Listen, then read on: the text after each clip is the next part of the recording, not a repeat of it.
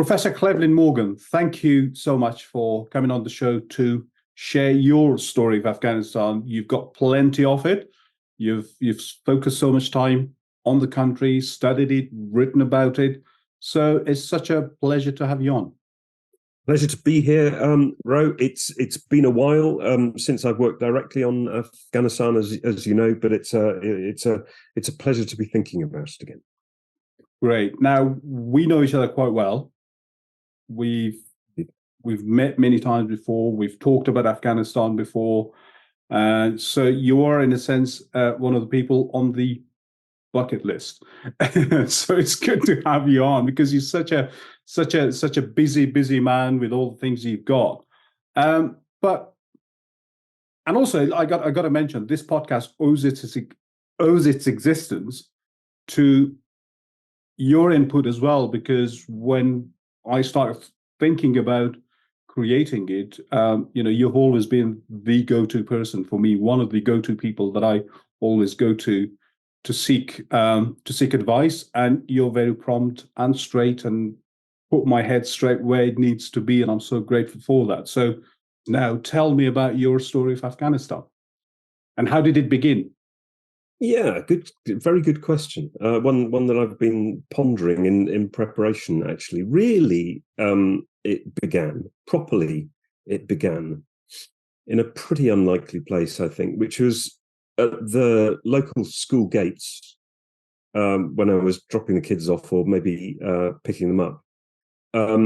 When I met a guy who was wearing a pakul, which isn't a very normal hat to be wearing in North Oxford, really. And we got chatting, and he turned out to be a chap called Alan MacDonald, who, although his main house, his family house, was in Oxford, he was at the time in charge of, or in executive charge, I suppose, of an organization called MACA in Afghanistan, which I think stands for the Mine Action Coordination Center Afghanistan. So effectively, he was a UN manager of the UN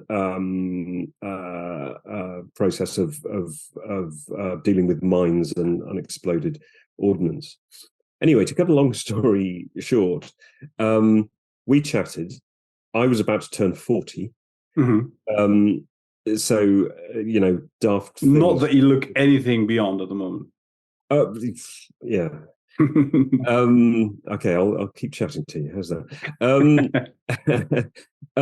And he said, well, why don't, as a celebration of your 40th birthday, why don't you visit Afghanistan?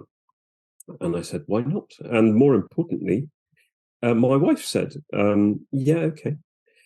So I visited in 2008. It wasn't exactly on my 40th birthday, but it was in the near vicinity. And then, what I wanted to do in 2008, I wanted to go to Afghanistan. That's something that a lot of classicists do want to do. Some of them because Alexander the Great was there. That wasn't really my motivation. Others, Iskandar. Well, no, exactly. Others, more, and this is more my line, just very intrigued by this kind of period of art, Gandharan art, this period of art, which is kind of a meeting of Indian religion and ancient Mediterranean kind of styles of art associated with Buddhism in Afghanistan and modern Afghanistan and Pakistan. Anyway, so I wanted to go to Afghanistan, but I really wanted to go to Bamiyan as well. Now, in 2008, I couldn't go. I can't remember quite why. I think there was a problem with the UN flight that went around Afghanistan. It was sort of deliberately unpredictable which direction it went, and there wasn't enough time for me to go to Bamiyan. But what we did do was go over the Hindu Kush and to Kunduz and Talakan and to Baikhanum in Badakhshan. After that, again, long story short, Mary Beard asked me if I wanted to write a book on an important monument. Okay.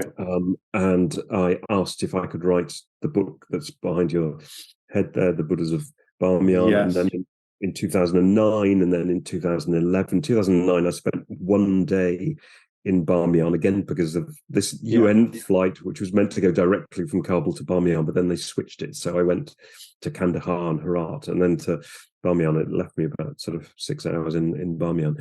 And then in 2011, when I'd more or less completed the book, I spent about 5 days, I think, in. But what was it about Bamiyan and the Buddhas of Bamiyan? I mean, first of all, before you get into that, tell our listeners and people who watch us about Mary Beard, because she's, of course, one of Britain's national treasures. But for listeners who don't know who Mary Beard is, a bit about her, why she was interested in the Buddhas, or she was interested in a monument that asked you to write about. But why the Buddhas?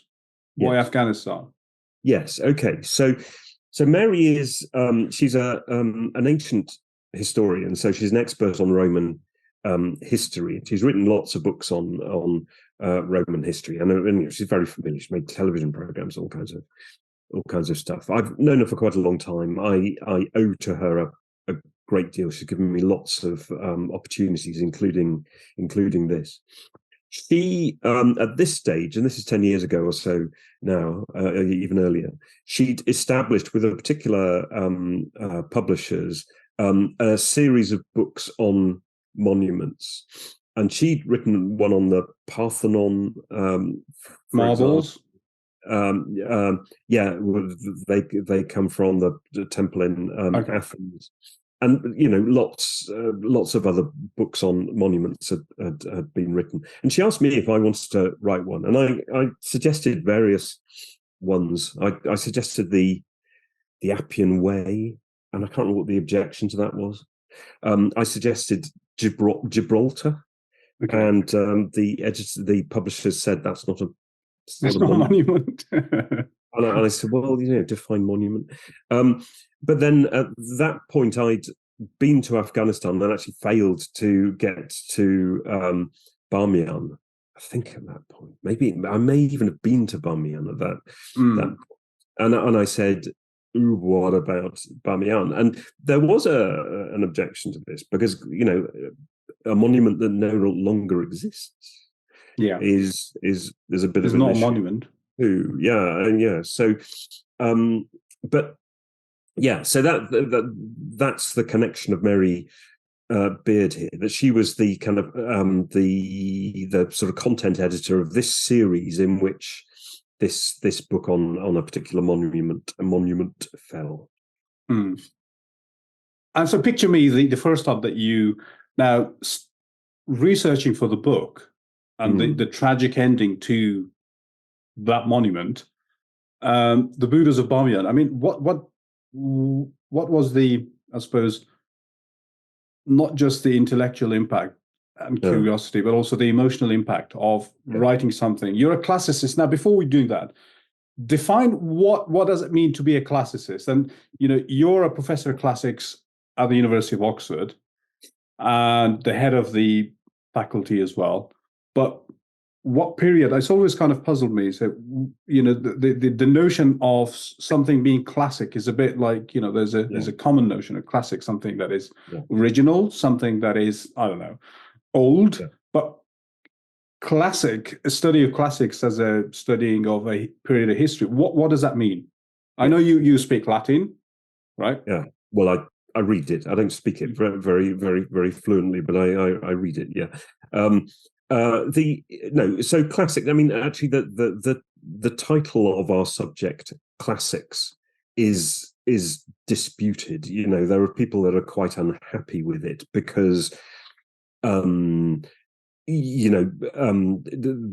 Chinese people might speak of Chinese classics. Sort of the original kind of literature, the kind of formative literature of China. What it means to describe my faculty as the faculty of classics is in effect that we study the world of the ancient Greeks and the Romans, but it's pretty much as ill-defined as that. We don't want to define it very precisely. What I specifically do, mainly, is I read and explain Latin literature. So the surviving Roman literature, although, you know, I do quite a lot of sort of modern Latin literature as well. But, you know, you mentioned,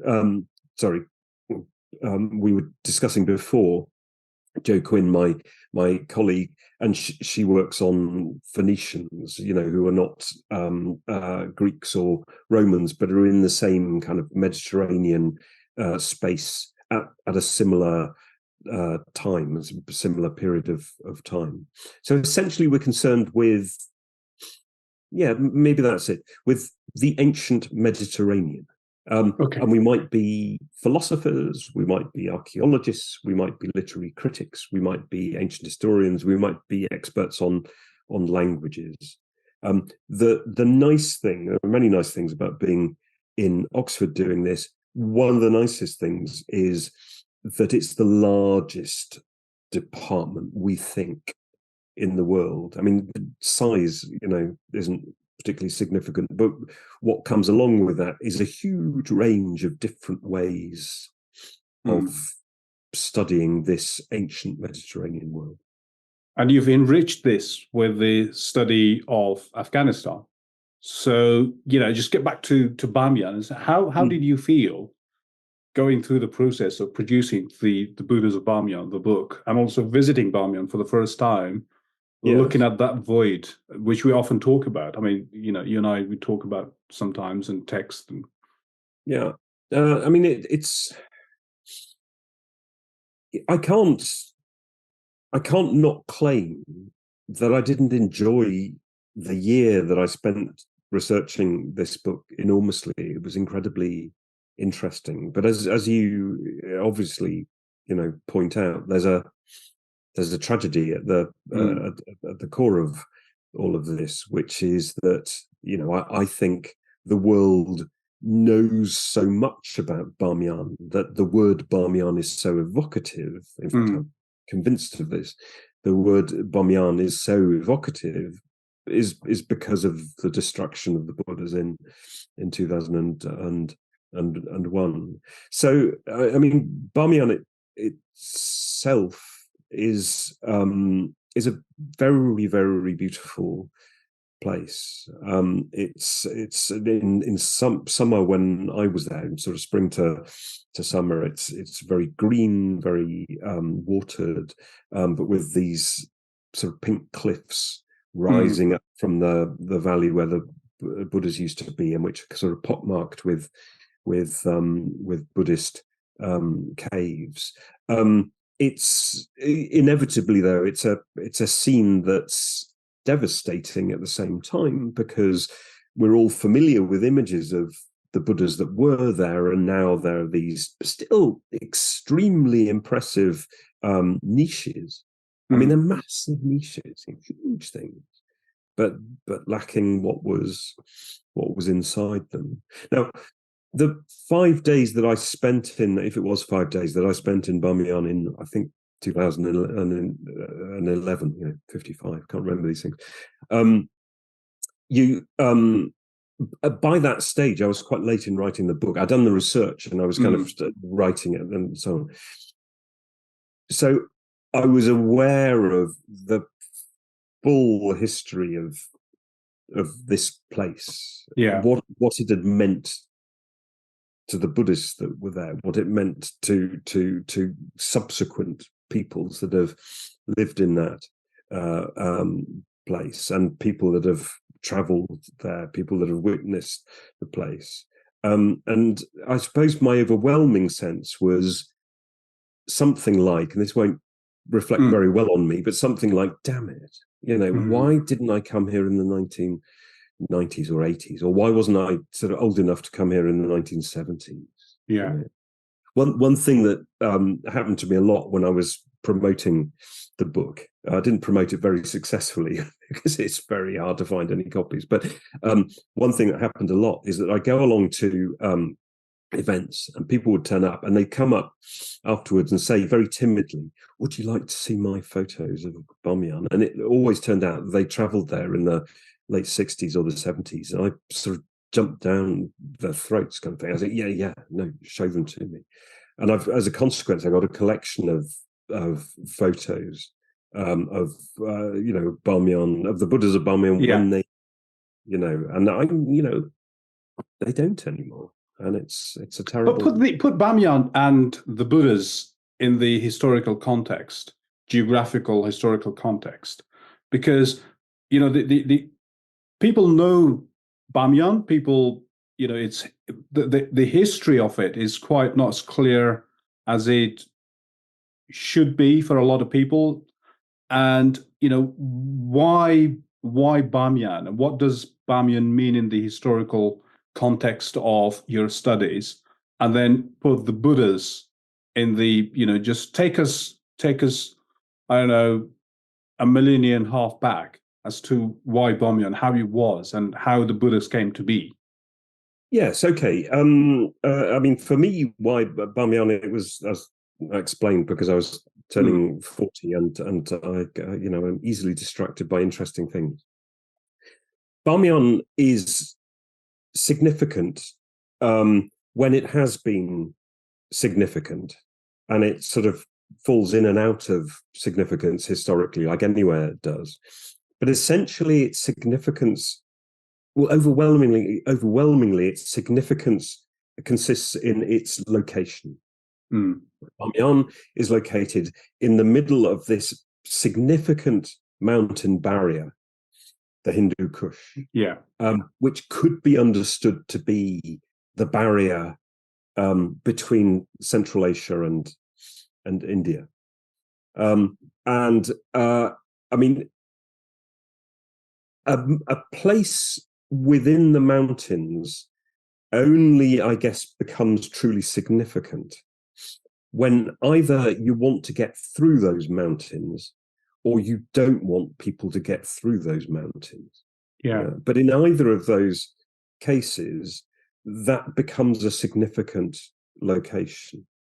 Now, Bamiyan is within the Hindu Kush, but is a very pleasant location within the Hindu Kush, and is a point on a route through the Hindu Kush, which is sort of manageable and was historically manageable for trade caravans and so on. Now, if we start with Buddhism, it gets quite interesting, actually. Bamiyan was a very significant Buddhist center. So the valley of Bamiyan would have been, quite full of Buddhist foundations. If the question is why Bamiyan for Buddhists, it's quite a lot to do with the way Buddhist monasteries thought about themselves. They're both kind of places of retreat, but also places that are interested in commerce as well, for various reasons that are sort of integral to Buddhism. So, I mean, not just in Bamiyan, but also in Swat in Pakistan that I've studied as well. You have Buddhist monasteries that you think are kind of completely out of the way, but actually, when you look at them, they tend to be on trade routes. So in Bamiyan, you are both out of the way, which is appropriate to a monastery, and focusing on, enlightenment and so on, but actually keyed into the movement of trade through the mountains. So Buddhist monasteries, rather like Christian monasteries in the Middle Ages, were pretty commercial entities, as well as being places of retreat.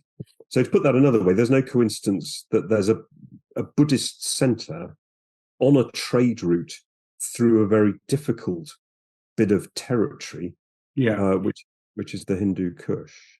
But of course, but the Buddhas were not the only monument in Bamiyan. And you had the other places, and one of the, I suppose, the greatest regrets of me, going to Afghanistan but not being able to go to Bamiyan is something that really hurts a lot of times when I think about it. Bamiyan is just, and the other thing that you've also been learning Farsi.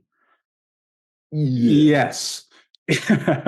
But what I wanted to say on that is, there's this Hazara folk song about Bamiyan, Yak Jahan Ejaz Dara Bamiyan. The Bamiyan has a world of magic, a universe of magic. Yeah. So in a sense, Bamiyan is not the Buddhas. Yeah. In that Hazara folk, Bamiyan has a universe of magic. Yeah. Other places, Shar Gula, for example. Yeah. I mean, put all these together for me. Okay. Yeah. No, that's a good thing to encourage me to do. Yeah. So when you're in Bamiyan, today, and one of the things I do in the book is place myself in one of these places. That book, yeah, that's the one. Yeah, so I'm just going to make sure that I bring before the camera is the Buddhas. I need you to read the title, The Buddhas of Bamiyan. Yeah, indeed. I mean, that copy itself is probably worth thousands of pounds because there are only about 100 of them in. Really? And the good thing about this is I have it signed as well. I suppose it will worth a lot of money posthumously. Huge amount of money. I'll keep it. I'll pass it over to our next generation. Say this. I'll give it to Roya. Yeah, she'll inherit it from me, and then sell it on eBay off 1,400. Yeah, no, brilliant. Wait a couple of hundred years. Think of your sort of distant descendants, and they'll just be going past.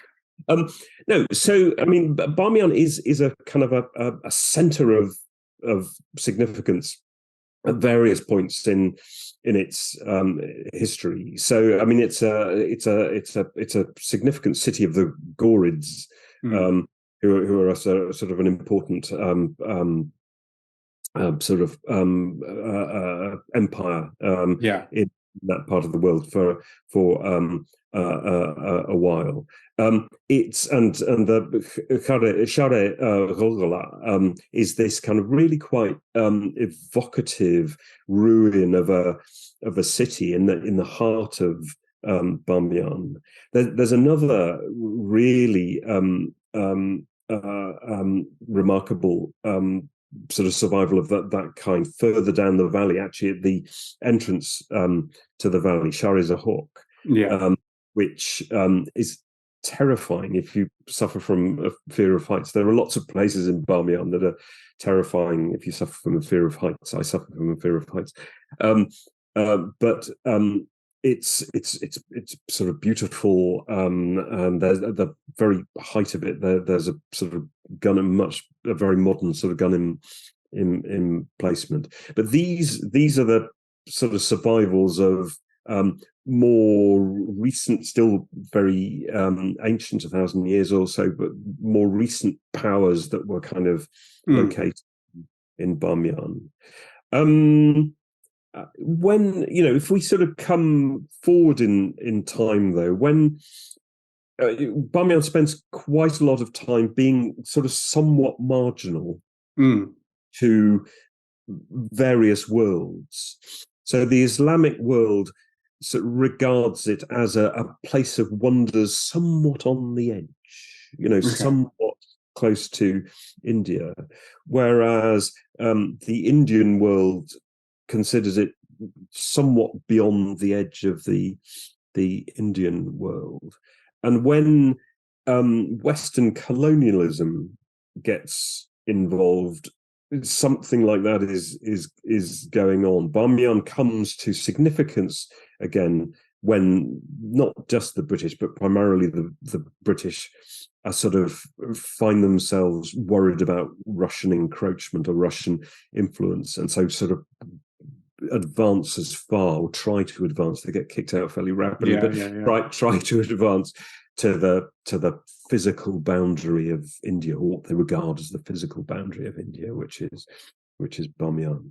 Again, it sort of brings us back to that sort of geographical significance of Bamiyan as a place between Central Asia and Iran, and Now you threw the word wonders. Now that folk song, that lyric that I just said a bit earlier, that says Bamiyan has a world of wonders, not magic. Wonder. I mean, you can use both, I suppose. Yeah. But how would a Bamiyan look like in its heydays? The Buddhas in its on their prime, looking down at the valley. But there are rumors a lot. There's kind of hearsay rumors and misfounded facts that these were not the two. Salsal and Shamama were not the only ones. That there was there must be somewhere a lying Buddha beneath the earth. Yes. And so this would all suppose part of the magic and the wonders of Bamiyan. But picture how Bamiyan would have been in the heydays of the Buddhas. Yeah. Before I do, I mean, one very important way in which Bamiyan kind of features in Islamic writing of the kind of classical period is in collections of wonders. And there are various versions of descriptions of this place as a wonderful place. So just there's a tradition now which is very interesting.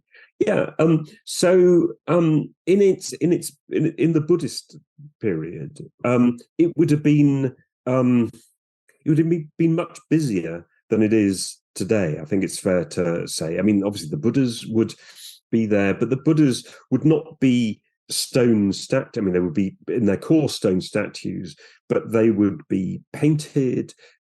They would have had arms that were sort of formed by wooden attachments. They would have been decorated with sort of metal objects and so on. We have a description of the place by a Chinese traveling monk, Xuanzeng, who comes there in the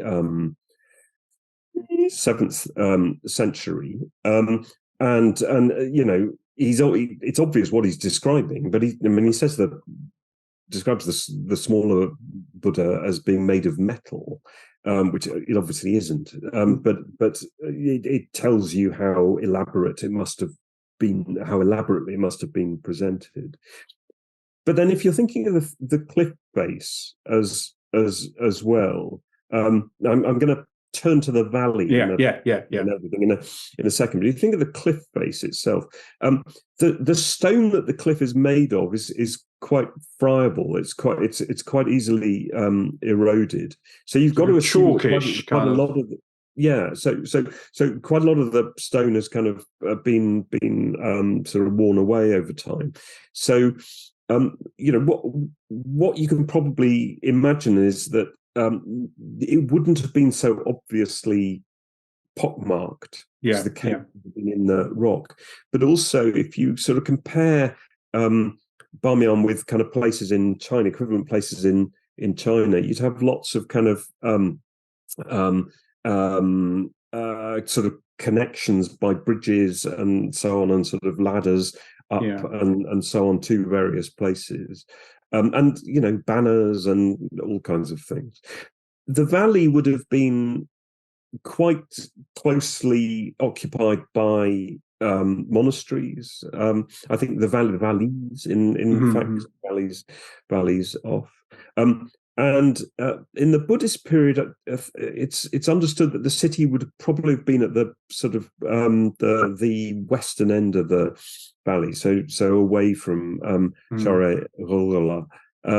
But we're told by this Chinese by Xuanzeng that there was a palace and so on. So it would have been a very rich scene, and to get a sense of which you need to look at images of monasteries in Sri Lanka or something like that to get an idea of quite how rich the scene would have been. Sri Lanka being sort of continuing to be a significant Buddhist Buddhist country. So, And at what point did? can I tell you the lying Buddha?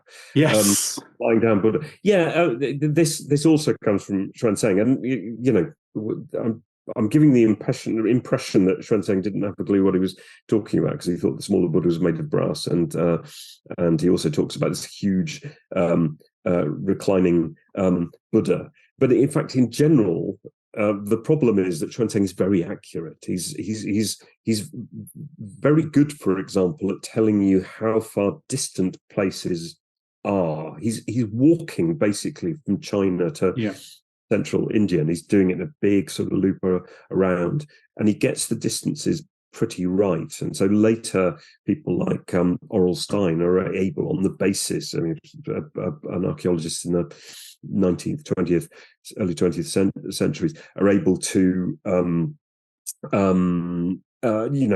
to locate places on the basis of Xuanzang's measurements. So if he's talking about 1,000-foot Buddha, there must be 1,000-foot Buddha, right? Let's get digging. Don't give the Taliban ideas. No, exactly. I mean, there is no 1,000-foot Buddha, and there never was 1,000-foot Buddha. It's presumably some kind of error in the text of Xuanzang. What recent archaeology, so since 2001, has found in Bamiyan is a reclining Buddha in the vicinity of the two larger Buddhas, or where the two large niches where the Buddhas used to be underground. And you have to imagine it, because it's quite hard to see as a Buddha. It's certainly not 100 feet long. I mean, it's not small. Okay, so there is a reclining Buddha. Yeah, no, there is, and there would have been within many of them, I suppose. Yeah, because it's a sort of classic image of the dying Buddha, the Buddha at the point when he's going to achieve ultimate enlightenment. So it's a very sort of standard representation of the Buddha. And at what point did the Buddha that we know, pre-total destruction, they had the face chopped off and the forearm cut off, and it had been chipped away quite a lot. So when do you think that started to happen? Okay, so the faces are a bit of an issue. There's some dispute whether the faces were ever sliced off, or whether what you see is where sort of special sort of wooden faces might be put on. Now, that may sound a little bit implausible, and I'm not necessarily convinced of this myself. But the thing about the stone is that it isn't the stone that the cliff is constituted by, is that it isn't very easy to carve detail in it. Yeah. So if you want the detail of a face, you might have needed some kind of wooden carving which could be attached to the face. Now, I think I've lost my. Oh yes. Yeah. You can. I'll keep going. But at the same time, there was a habit of of slicing the face off of Buddhas, and I think the evidence that there is a good evidence of the face being sliced off as anything else.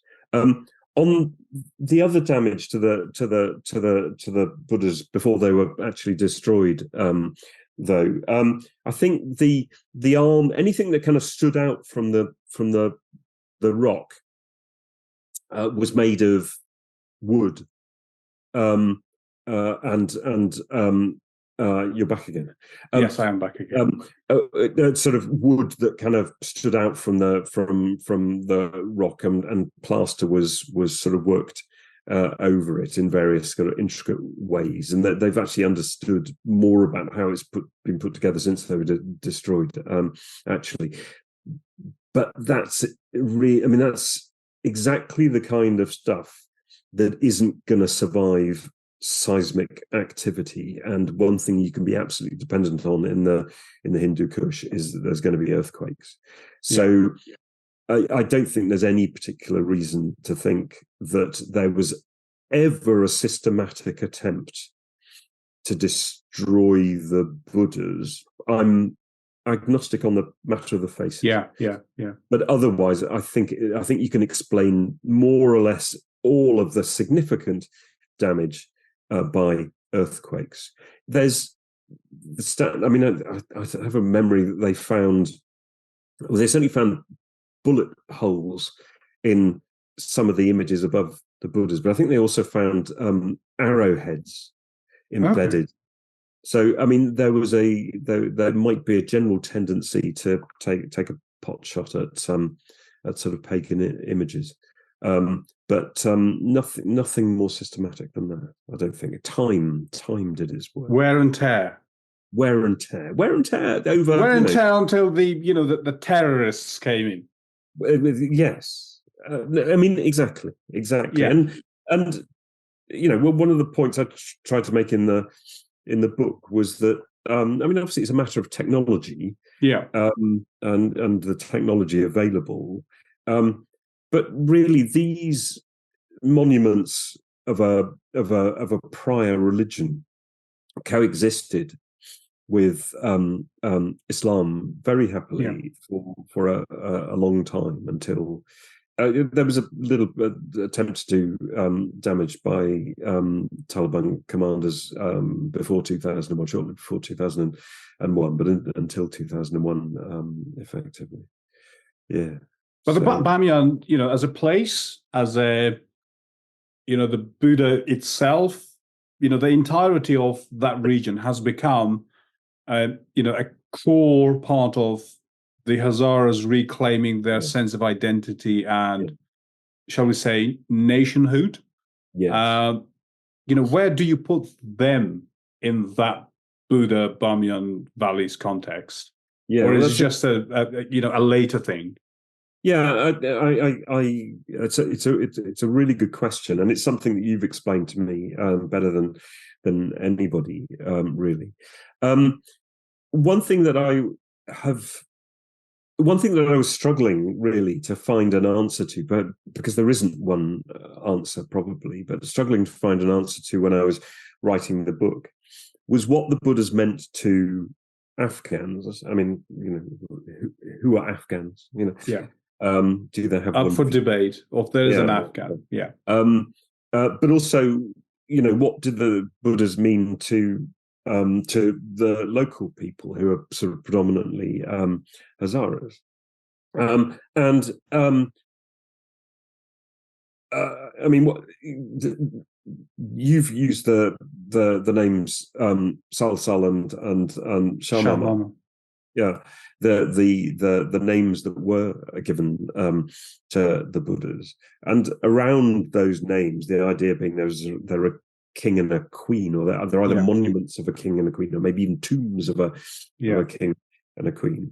Is that these are the last pre-Islamic monarchs of Bamiyan. So these are effectively monuments of the conversion of Bamiyan by Hazrat Ali to Islam, which is a very beautiful, really, incorporation of a Buddhist monument into a different way of thinking. But one thing that just struck me is that the Buddhas were not kind of organic of Bamiyan, I suppose, of the locals, but was something extra added because of its place on being on a trade route. Yeah. Or was it something that the locals themselves were Buddhists, that they created the monuments to represent them or to worship or whatever? But that there were local people along the route, but that these Buddhist monasteries were built, along the routes, not just for the locals, but not for the locals or on behalf of the locals, but because it was to be there for, for trade purposes or whatever. I mean, that's entirely likely, and we do not have enough detail to know. But what we can say is that even in the Buddhist period in Bamiyan, there's plenty of evidence. Well, there's enough evidence, let's say, of people who are not Buddhist. There was even evidence over the smaller Buddha, because over the smaller Buddha there was an image of a deity driving a chariot, who's pretty obviously Mitra, who's a sort of an Iranian deity, broadly associated with Zoroastrianism and sort of Iranian kinds of things. So I think what one shouldn't assume, and I probably did assume too much in the book. There are many things I would change in that book, but what one shouldn't assume was that everybody was just comfortably Buddhist because there was a big Buddhist monument there.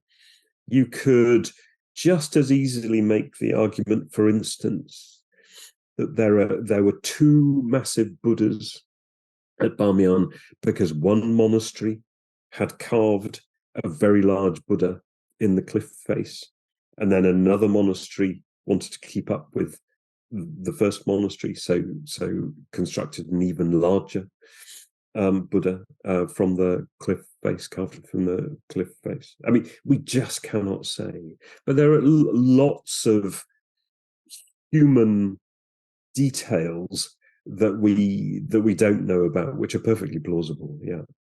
But one of the things that you also are known for is the study of. Or are you a coin collector, or you study ancient coins?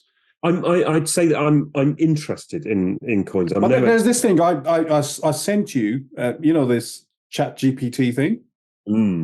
I sent you one. The one I asked one about who Llewelyn Morgan is, which I often do. Sometimes, not I often do that who Llewelyn Morgan is, but I just say, just see how up to date the thing is. It just lists all the things you've done. You've written a book on ancient, classical poets, etc., on Afghanistan, and then it says, with all that going on, I wouldn't be surprised if you could juggle fire while reciting Latin poetry. Right. Well, that's the thing. And what I wanted to lead us to is because, do you remember there was a time when I brought to your attention the emblem of the Afghanistan Central Bank, the Afghanistan Bank? Yeah. Because there's something in that which I didn't understand. Yeah. And then you did an article on it, but if we let it loose again, maybe the Taliban would just remove it from the the central bank emblem. Yes. But let's do that anyway. Why not? Let's do that. So there is, explain what that is. Yeah. And where that comes from. Yeah, indeed. So you pointed out to me. I mean, I'd handled Afghani paper currency, but I hadn't noticed that there was a sort of tiny little detail on the paper currency, which was just the image of a Greek Bactrian coin, or Bactrian Greek coin. Okay, so there were Greek kings of what's now northern Afghanistan, and then to the north of Afghanistan. Bakhtar, as is in Farsi. Yeah, that sort of that come after the conquests of Alexander. They're not a direct consequence, but they're sort of an aftermath of it, and some of them are quite successful. Yeah. And they produced some rather beautiful coins, which doesn't prove anything one way or the other. But one of them, Eucratides, produced particularly sort of nice coins. And there was this image of a coin of Eucratides, showing the Greek gods Castor and Polydeuces, who are sort of horseman, um, um, on the Afghani note, right? And you asked me to explain what was going on, and I did my best. This will actually illustrate why I'm not really an expert on ancient coins, actually, eventually. Basically, the story is that the National Bank in Afghanistan adopted that image of an ancient coin as their corporate image. What it's very hard to pin down is when they did so. And I had a long conversation with a friend of mine who's a proper numismatist, a proper coin person, who who's looked in detail at the image on the banknote and has tried to identify, the precise issue of Eucratides coin that might reflect, because you can do this if you sort of really into it. You can identify the precise sort of stamp that made the coin. He hasn't managed to do it yet, but it means that we don't really know where that coin. But there's writings on inscription on that coin. Yeah. And what does that say? Can I remember? I've got a. I think just it says of King Eucratides or something, of the great King Eucratides or something like that. Eucratidu. I think it does. I think a D in Greek, a delta, is a triangle, and I think it's been misrepresented on the banknote. It's been turned into a lambda, which is a triangle without the bottom stroke, and it's quite possible that other aspects of the design, this is probably more detail than I need to inflict on anybody, but in order to identify a kind of a series of coins, a sort of particular minting of coins, there's this extra mark on the coin. And that extra mark also might not have been very accurately imitated on the banknote. Okay, so basically, experts who are not me will have a better idea of lots of aspects of things. What we can say is that it's quite an interesting thing for a national bank when it's trying to promote itself as a good national bank. Now, a national bank that foreign countries should respect, to adopt a Greek image, or an image of antiquity. It's quite an interesting rhetorical move, because it kind of suggests that, which is true, of course, but sort of emphasizes that Afghanistan has an ancient history too. We are a well-established country. We are as well-established as European countries, as European countries. So that image is doing quite a lot of work, and it's a very interesting choice to make. What happened quite a lot in the 20th century in Afghanistan was movements of national self-assertion by King Amanullah and so on. But also there was this verge towards kind of the whole the notion of Afghan nationalism that they had, Afghan millat kind of thing, where it was they had taken a lot of ideas from the Nazis in Germany, so it's kind of self-identification of being part of an Aryan race or something like that. Yeah, no, hence lots of things called Ariana and so on, which is a bit unfortunate. They were looking across at British India. They were looking at New Delhi. They were looking at Ankara in Turkey. Turkey was a very important point of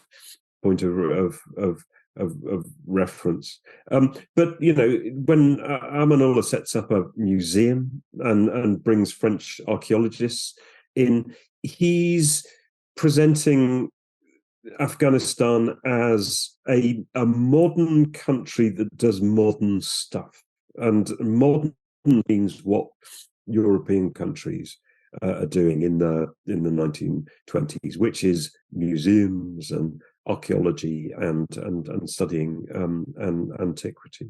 So yeah, I mean there are sort of unfortunate inflections of this. I mean, unfortunate inflections of history. England, you could be forgiven a few things, to be honest, but essentially, it's a country trying to keep up with the world, kind of thing. What you've also done is, apart from really going for, really deep diving on Afghanistan, learning Farsi, you've expanded your knowledge about Iran and the region, and you do a lot of work. You've done a lot of work in Swat in Pakistan, for example, again, part of the same category of work that you've been doing. But you've also really immersed yourself into not just understanding Afghanistan, but understanding the Hazara people. Sure. And I know you, we talk a lot, and I think, there have been times we've been through a lot of difficult periods, and I often felt that when I needed somebody that I needed to talk to in difficult times, that understood me as a Hazara and the pain that we were going through, the collective trauma, you would be somebody whom I would turn to and who would understand. And where does that come from? Well, that comes from, I mean, I appreciate that, and I'm very happy to be your friend. But you can't study Bamiyan without being aware of the Hazara people, who are the majority population there. And once you get to know about the Hazara people, you get to know about a minority, though quite what the proportions of peoples are in Afghanistan is a bit up in the air, but a minority within Afghanistan. Country of minorities. Yes, indeed. Yeah, everybody's a minority. If only everybody understood that. Yeah, but a minority that's suffered extreme long-term prejudice. I mean, of the most violent kind throughout the last 150 years in particular. Gosh, I mean, it's such a sad story. I mean, obviously there's things that happened at the end of the 19th century, and essentially the power in Kabul kind of conquering this territory with extreme violence.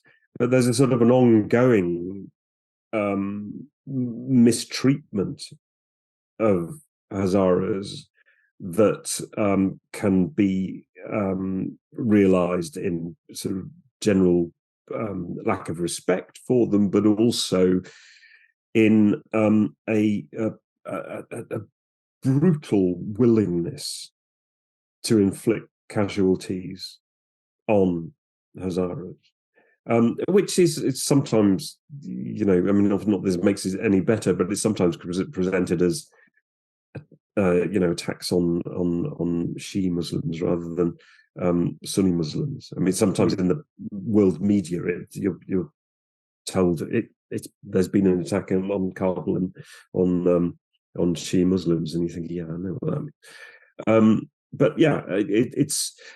I think the other thing to say, though, is that anybody who's talking to Hazaras in today, or were talking to them 10, 15 years ago, like I was, is inevitably hugely impressed by what Hazaras were doing to develop their own sense of identity. So the commitment they were putting into their own education. There was a university in Bamiyan. I don't know whether there's still. their prominence in the new media that was popping up all over the place in post 2001. I mean, you again sort of just alerted me to this incredible sort of video footage that you could find of all kinds of things done by Hazara journalists primarily. So, I mean, just such an impressive community. And again, it's not Hazaras are not identical with each other, and we are as a community of people as any community out there. Yeah. But but there is. Yeah, let's kind of veering towards the end of this episode. I don't want to, take your time forever. You've already been so generous. Now, being a classicist, an expert in ancient history, looking at the country now, there's a lot of blood in the period that you're studying, and whether it's the Greeks or whether it's the Romans. Yeah. What are the lessons when you look at Afghanistan now? What are the lessons from history that you could think, Afghanistan, there are precedents there. You're not the only one. Yeah, it's a tricky one. I mean, I think for me, one of the lessons from history is that events are very, very unpredictable, and you do not know what is going to happen next.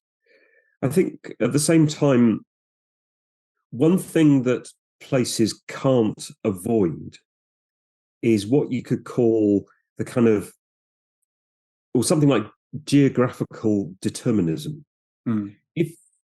If Afghanistan has a belt of mountains running through it, and it does, and it's never not going to have a belt of mountains running through it, then that imposes certain fundamental characteristics on the place. It's inevitable that a place like Afghanistan, as it's currently constituted, is a collection of minorities, as we've already said. It's as inevitable in Afghanistan as it is in Switzerland. And what happens in Switzerland, because essentially, I suppose, because people want to get through Switzerland. Italians want to get to Germany or something like that, and Germans want to get to Italy. It matters to manage these alpine passes. Yeah, what's happened is that you've ended up with a very prosperous place that has from everybody else's perspective, a mentally complicated political setup. Yeah, I mean, it's decentered to a staggering degree. I can't see, I'm not suggesting that Afghanistan needs to be sort of divided up into a billion cantons or anything like that, and I'm not really thinking about ancient history here either, particularly medieval history maybe, but my feeling about Afghanistan, there's nothing original here at all, is that it's never going to work unless it's, whatever you want to call it, federated. Unless it's divided up into largely autonomous regions. And with a central government and some kind of mechanism for managing things. But that's really the only way. The story of Bamiyan and the Hazarajat, but the story of Afghanistan in general has been of this sort of attempt by Kabul to control all these by force, but brute force. Yeah, by force. Maintaining that control has always been a problem, and it will continue to be a problem for the Taliban inevitably, and it will continue to be a problem for any government until they realise that you can't control everything from Kabul. You can't secure people's assent. unless you give them some control over their own destinies in these far-flung parts of Afghanistan. I think one of the really striking things about Afghanistan. Sorry, you need to go and do something else as well. No, I'm fine. I could see you all day. I'm fine. Okay, I'm going to start sort of coughing continuously in a second, so we probably need to call off. But Afghanistan is very big. I mean, I learned that Afghanistan is very big when I took this, when I was planning to fly from Kabul to Bamiyan, but they kind of switched the flight schedule. So I went from Kabul to Kandahar to Bamiyan, and it took the whole day in a jet. You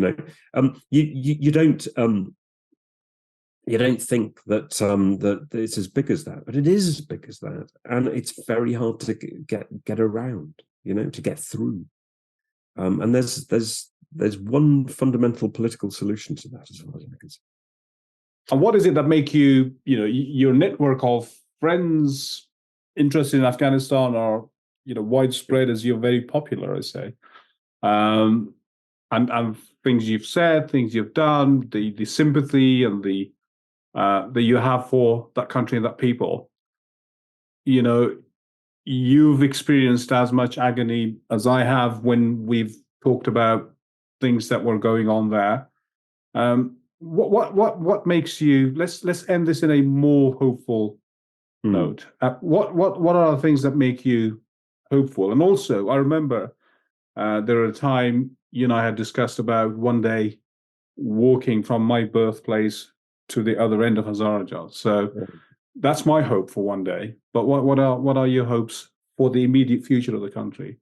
That would be a lovely thing to do. The friend that took me to Afghanistan was very selfishly hoping that the Chinese would build the railway that they were planning to build into Afghanistan, so that he could leave Kabul by railway and sort of take a long route, back to Europe. That didn't quite happen in time, and probably will never happen.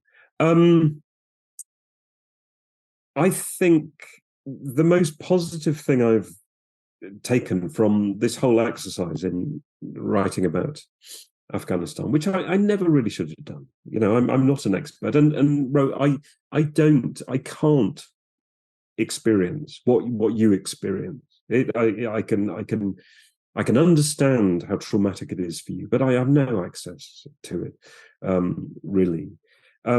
What I do know is that a remarkably strong Hazara identity has emerged from it. And through you in particular, I've met so many really impressive Hazara Afghans out of Afghanistan. And that gives me, huge hope for Hazaras, potentially, huge hopes for Afghanistan if Afghanistan can ever reach a point when it can have a constitutional government again. I mean, it will sooner or later.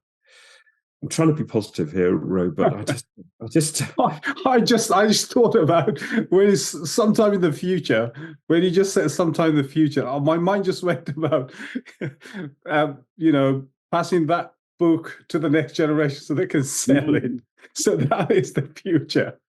That's it. I mean, and I did say you should leave it 100 years or something. No, and it won't take that long. I mean, you know as well. I mean, you know better than I do that the Taliban is a sort of fundamentally unstable government for Afghanistan. So something else will come along, and surely sooner or later it'll be understood that a federated Afghanistan is the way forward. But I mean, the diaspora, the Afghan diaspora, I mean, not just the Hazara, but in particular the Hazara Afghan diaspora is a remarkable entity. I mean, it's great for the countries in which it is as well, and it will be great for that future Afghanistan that gets its act together for all its various communities. Yeah. And on that note, Llewelyn Morgan, thank you so much. It's been such a pleasure. My pleasure We should do it again. We should do a Q&A together. We should do a Q&A together. We'll publicize it beforehand, and then we'll do a Q&A together sometime in the future. Fabulous. Great. Look, thank you. No worries.